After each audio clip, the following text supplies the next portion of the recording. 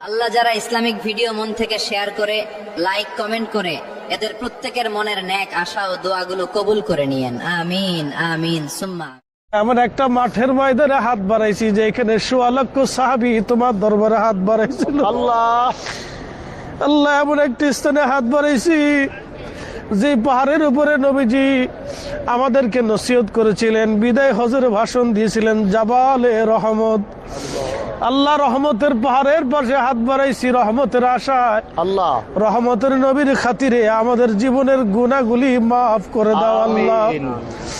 আল্লাহ ক্ষমা না করে আরাফাতের ময়দান থেকে আমরা বিদায় দিও না গো আল্লাহ। আল্লাহ আমাদের পূর্বপুরুষকে মাফ না করে আমাদের হাত আরাফার ময়দান থেকে শূন্য ফেরত পাঠায় না আল্লাহ।